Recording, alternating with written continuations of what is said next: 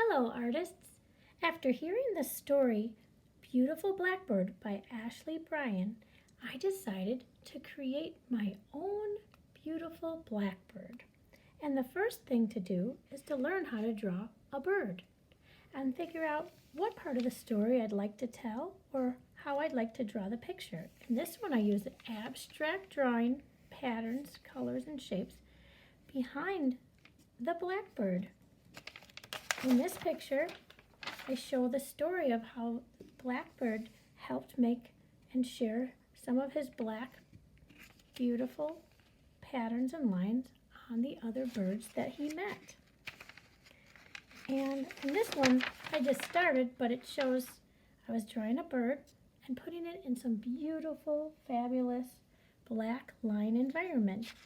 And I might even decide to color the blackbird just all in black or make one of his friends with lots of different colors and design my own.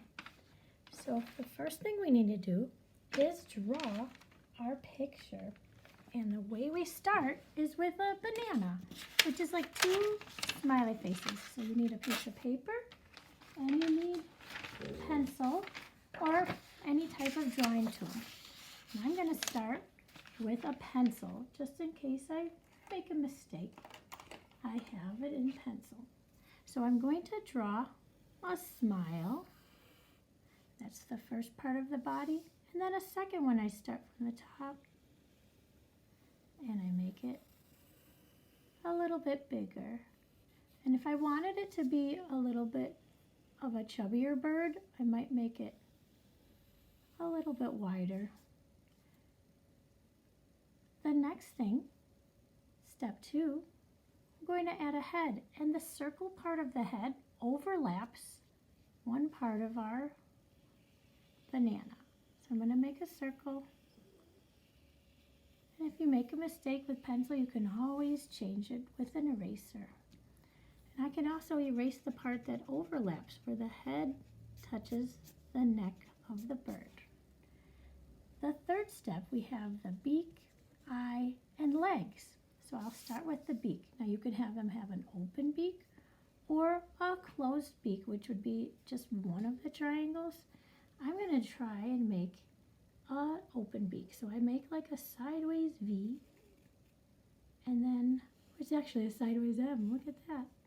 It goes like this. There's my beak.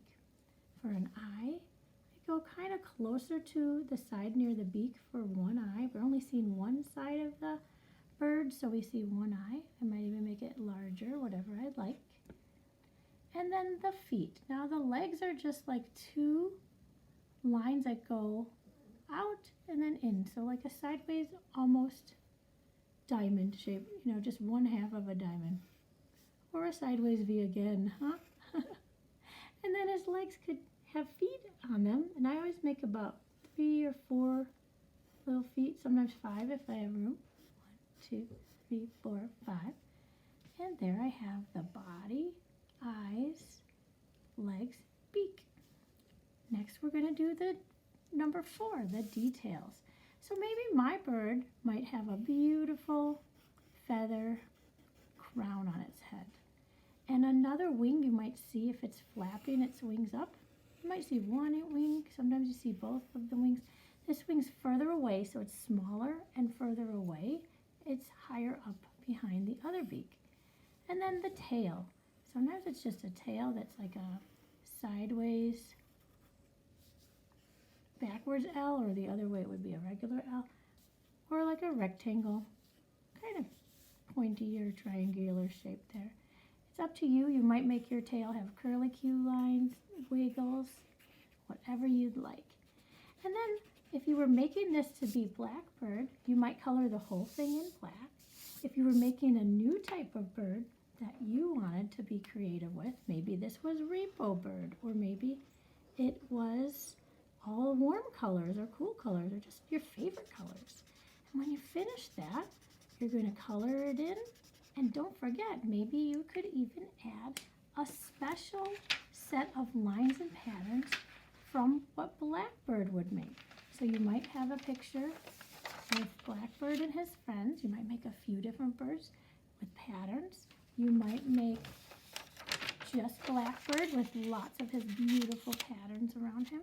It's up to you to use your creativity to make a beautiful picture to go along with the story of Beautiful Blackbird by Ashley Bryan.